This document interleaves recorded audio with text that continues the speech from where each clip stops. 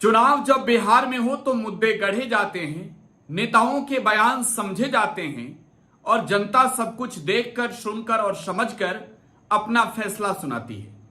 क्योंकि जनता को तय करना होता है कि इस बार वोट देकर किसकी सरकार बनानी है। और बिहार की जनता को लेकर यह कहा जाता है कि बिहार की जनता तो उड़ते हुए चिड़िया को भी हल्दी लगाना जानती है। मतलब बिहार की जनता राजनीतिक रूप से बहुत ही समझदार है और ये चुनावी साल है, तो इस चुनावी साल में कई मुद्दे गढ़े जा रहे हैं। हम एक ऐसे मुद्दे का बात करना चाहते हैं जिस पर देश की सियासत में हर बार चुनाव लड़ी गई है। वो मुद्दा है राष्ट्रवाद का। भले ही राष्ट्रवाद के मुद्दे को लेकर भाजपा हर बार जनता के बीच जाती हो, लेकिन इस बार बिहार के चुनाव से पहले तेजस्वी यादव का जो राष्ट्रवादी चेहरा सामने आया है, उस चेहरे ने बिहार में भारतीय जनता पार्टी के बड़े बड़े नेताओं को परास्त कर दिया है। असल में बिहार की जनता ने देख लिया है कि कौन व्यक्ति कितना राष्ट्रवादी है। क्योंकि हाल ही में भारत और पाकिस्तान के बीच युद्ध जैसी स्थिति थी। भारत ने आतंकियों के ठिकाने पर पाकिस्तान के अंदर गोला बारूद बरसाए, पाकिस्तान ने जवाबी कार्रवाई की तो भारत ने मुंहतोड़ जवाब दिया। और ऐसे में अब इसको लेकर भी सियासत हो रही है। बात बिहार की कर रहे हैं और राष्ट्रवाद की कर रहे हैं, तो जाहिर सी बात है कि हम बिहार के उस मिट्टी का भी जिक्र करेंगे जिस मिट्टी के सपूतों ने देश के लिए अपनी जान कुर्बान की है। बिहार के चार जवान जो है वो देश की सरहद पर शहीद हुए हैं और उन शहीदों के श्रद्धांजलि पर भी बिहार में सियासी जंग छिड़ गया है। मुद्दा हमने राष्ट्रवाद के बारे में बताया, तो जाहिर सी बात है कि राष्ट्रवाद के मुद्दे पर हर बार तो भाजपा जनता के बीच जाती है, विपक्ष को घेरती है। लेकिन इस बार जब शहीदों को सलामी देने की बारी आई तो तेजस्वी यादव ने दिखाया कि असल में राष्ट्रवादी चेहरा क्या होता है, राष्ट्रवाद का असल परिभाषा क्या है, राष्ट्र के लिए असल में समर्पित होना क्या होता है। यह इस बार तेजस्वी यादव ने दिखा दिया है करके।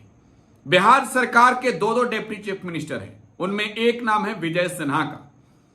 जब सरहद पर शहीद हुए वीर रामबाबू प्रसाद का पार्थिव शरीर पटना पहुंचा तो श्रद्धांजलि देने के लिए तेजस्वी यादव तो पहुंचे, लेकिन बिहार के मुख्यमंत्री से लेकर उप मुख्यमंत्री तक इसमें नजर नहीं आए। तस्वीरें भी सामने आई। अकेले तेजस्वी यादव जो बिहार में नेता प्रतिपक्ष हैं, वो जवान को श्रद्धांजलि दे रहे थे, पुष्प अर्पित कर रहे थे। लेकिन सवाल यह है कि सत्ता पक्ष में बैठे नेताओं को आखिरकार क्या इस बात की खबर नहीं थी? क्या उन्हें मालूम नहीं था कि देश के लिए बिहार के सपूत शहीद हो चुके हैं और उनका पार्थिव शरीर पटना पहुंचने वाला है? बिहार के deputy chief minister Vijay Sinha की प्रतिक्रिया है। उन्होंने कहा कि अरे तेजस्वी यादव कम से कम बता तो देते, जरा मतलब समझिए वो कैसा राष्ट्रवाद, जहां एक राष्ट्रवादी चेहरा खुद को बताने वाले व्यक्ति को यह जानकारी नहीं हो कि राष्ट्र के लिए अपनी जान कुर्बान करने वाले राज्य के एक लाल का पार्थिव शरीर उसी राज्य में पहुंच रहा है जहां उन्हें श्रद्धांजलि देनी है। विजय सिन्हा का यह बयान अपने आप में हास्यास्पद ही नहीं है, विजय सिन्हा का यह बयान हैरान करने वाला है। क्योंकि भारतीय जनता पार्टी के नेता तो ऐसे मुद्दे पर खूब आगे बढ़ चढ़ कर नजर आते, लेकिन विजय सिन्हा को तो छोड़िए, कोई भी बड़ा नेता नजर नहीं आया शहीद रामबाबू प्रसाद को श्रद्धांजलि देने के लिए। एक निजी एम्बुलेंस से उनके पार्थिव शरीर को उनके घर तक भेजा गया। और ऐसे में राष्ट्रवाद के इस चर्चा पर, राष्ट्रवाद के इस मुद्दे पर तेजस्वी यादव का राष्ट्रवादी चेहरा बिहार ही नहीं बल्कि देश की जनता ने देखा। दूसरी बड़ी बात, अहिर रेजिमेंट। देखिए, देश के लिए शहीद होने वालों में अहिरों की भी बड़ी भूमिका है और हम अहिर रेजिमेंट का भी जिक्र इस वजह से कर रहे हैं क्योंकि बिहार के एक बड़े नेता तेजस्वी यादव ने अहिर रेजिमेंट की बात शुरू कर दी है। दरअसल तेजस्वी यादव हाल ही में मिथिला की धरती पर थे और मिथिला की धरती पर जब वो सभा को एक संबोधित कर रहे थे, उस दौरान तेजस्वी यादव ने देश के लिए शहीद होने वाले, देश के लिए कुर्बान होने वाले वीर जवानों को श्रद्धांजलि दी। उस मंच से बिहार की जनता को यह कहा भी कि आज ये वक्त जो है, देश की सेना पर हमें गर्व है और हम सब देश की सेना के साथ खड़े हैं। लेकिन वहां तेजस्वी यादव ने यह भी कहा कि मरने वालों में, देश के लिए कुर्बान होने वालों में यादव के भी बेटे हैं। तेजस्वी यादव ने इस बात को दोहराया कि हम अहिर रेजिमेंट की मांग करते हैं और अहिर रेजिमेंट का मांग कोई नया नहीं है। इस मुद्दे पर कई बार सरकार से मांग रखी गई है। बीजेपी में भी बैठे लोग अहिर रेजिमेंट की मांग करते आए हैं। आप सोच रहे होंगे कि अहिर रेजिमेंट क्यों जरूरी है और अहिर रेजिमेंट ने क्या उपलब्धियां हासिल की है। तो मैं आपको बताऊं कि 1962 में जब भारत और चीन के बीच युद्ध छिड़ा था, तो रेजांगला में अहिर रेजिमेंट ने युद्ध विराम करने पर चाइना को मजबूर कर दिया था। अहिर रेजिमेंट के कई जवान शहीद हुए थे, सैकड़ों की संख्या में, और देश के लिए कुर्बान होने वाले अहिरों के सम्मान के लिए फिर से देश में अहिर रेजिमेंट की डिमांड हो रही है। अहिर रेजिमेंट का मुद्दा अगर बिहार से उठा है तो जाहिर सी बात है कि इस चुनावी साल में इस पर राजनीति और रणनीति दोनों तैयार होंगे, क्योंकि पीच तो बड़ा है, बिहार का चुनावी अखाड़ा है और इस चुनावी अखाड़े में उतरे नेता मुद्दे को तो चुन चुन कर जनता के बीच जाएंगे। तो बिहार में चुनावी साल है और इस चुनावी साल में सेना के नाम पर भी सियासत खूब हो रही है।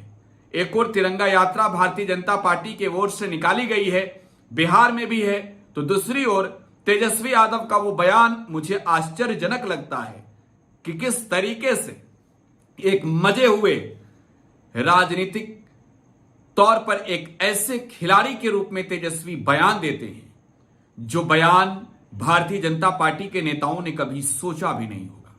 भारत देश में जो भारतीय जनता पार्टी के ओर से तिरंगा यात्रा निकाली जा रही है, इस तिरंगा यात्रा पर तेजस्वी यादव की प्रतिक्रिया जब आई तो तेजस्वी यादव ने कहा कि हम चाहते हैं कि भारत ही नहीं बल्कि पाकिस्तान में भी तिरंगा यात्रा हो। मतलब तेजस्वी यादव यह कहना चाहते हैं अपने बयान में कि भारत की सेना को आजादी दीजिए, भारत की सेना को भारत की सरकार छूट दे, वो तो पाकिस्तान में चढ़ाई कर ही देगी। बहरहाल तेजस्वी यादव आज के वक्त में सुर्खियों में है, चर्चा में है। अहिर रेजिमेंट, राष्ट्रवाद जैसे मुद्दे पर तेजस्वी यादव का आज के वक्त में चेहरा प्रमुखता से सामने है। तेजस्वी हर मुद्दे पर भले ही वो राजनीतिक प्रतिक्रियाएं दे रहे हों, लेकिन सेना, सरहद और सीमा के मुद्दे पर तेजस्वी पूरी तरीके से सिर्फ और सिर्फ भारतीय सेना के समर्थन में खड़ा होने की बात कहते हैं। आप अपनी प्रतिक्रिया टुडे बिहार न्यूज के कमेंट बॉक्स में छोड़ जाइएगा। फिलहाल आप टुडे बिहार न्यूज के साथ बने रहें। धन्यवाद। पनोरमा ग्रुप, जो सोचता है वो करता है।